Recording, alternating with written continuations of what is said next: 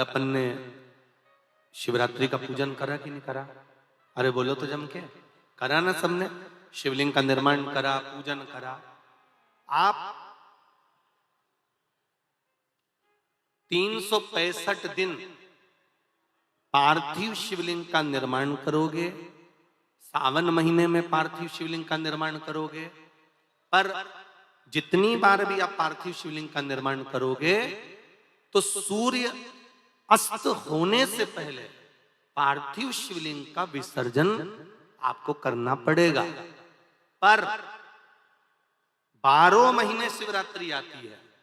शिवरात्रि के समय पर, शिवरात्रि के दिन हम दिन में नहीं, रात में 1 पहर, 2 पहर, 3 पहर, 4 पहर में जितना मन बन जाए कि 1 पहर पूजन करूंगी मैं, 2 पहर करूंगी। कल अपन ने कितनी पहर की पूजन करी?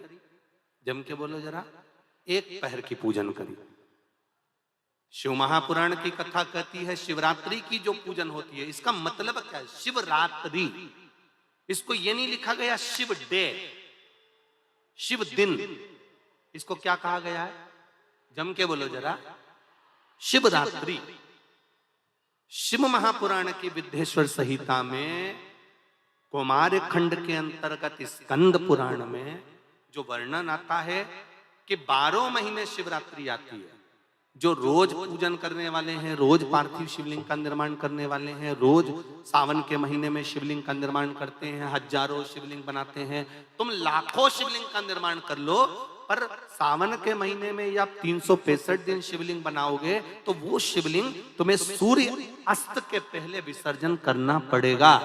पर शिवरात्रि के दिन जो तुम शिवलिंग का पूजन कर रहे हो, वो रात्रि में अगर करते हो तो 1 पहर का करते हो तो 1 पहर की पूजन करने के बाद विसर्जन कर दो। 2 पहर का करते हो तो 2 पहर की पूजन करने के बाद विसर्जन कर दो। 3 पहर का करते हो,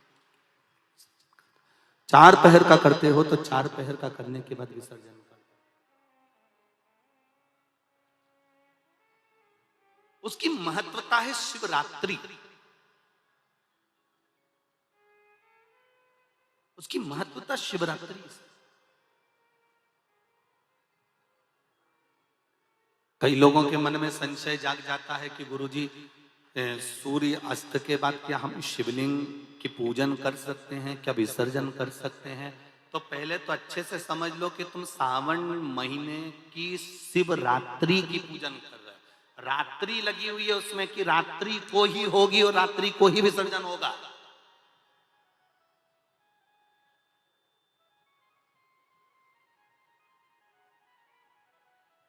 और जो नी पढ़ा लिखा हो तो गीता प्रेस गोरखपुर की जो पंडित प्रदीप मिश्रा जी पोथी पढ़ते हैं उसको लियाओ,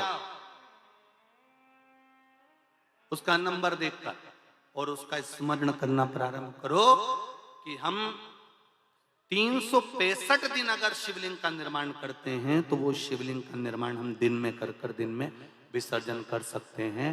पर शिवरात्रि की पूजन करें तो रात्रि को भी शिवलिंग का निर्माण कर पार्थिव पूजन करने के बाद हम बाबा देवाधिदेव महादेव से रात भर, चाहे तो 1 पहर, चाहे तो 2 पहर, चाहे तो 3 पहर, चाहे तो 4 पहर, कैसा भी पूजन कर सकते हैं, किसी भी रूप में।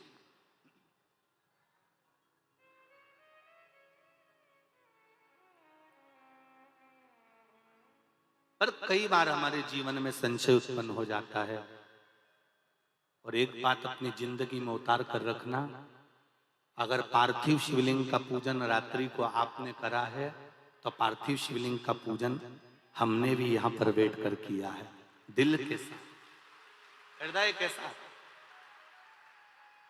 डॉक्टर दवाई देता है तो पेशेंट को देता है, एक दवाई काम नहीं कर सकती तो दूसरी देता है, दूसरी काम नहीं कर सकती तो तीसरी देता है। सारा एक्सपेरिमेंट वो पेशेंट पर करता है, डॉक्टर उस दवाई को खाकर नहीं देखता। पर हमारा नियम है, हम जितनी बात आप लोगों को शिव महापुराण के माध्यम से बताते हैं, पहले उसको खुद अमल करते हैं, साथ बैठते हैं, फिर आपके साथ में बैठकर उस शिव महापुराण के अभिषेक को कराते हैं। पहले स्वयं करें। एक पत्र आया है, देखिए। सावन की शिवरात्रि में आपने पार्थिव शिवलिंग बना लिया, पूजन भी कर लिया, लेकिन उसका विसर्जन कैसे करना है, इस वीडियो में पंडित प्रदीप मिश्रा जी ने अच्छी तरह से बताया है। अगर आपको यह वीडियो पसंद आया होगा तो लाइक करिएगा, शेयर करिएगा। मेरे चैनल में नए होंगे तो चैनल को सब्सक्राइब करिएगा। हर हर महादेव।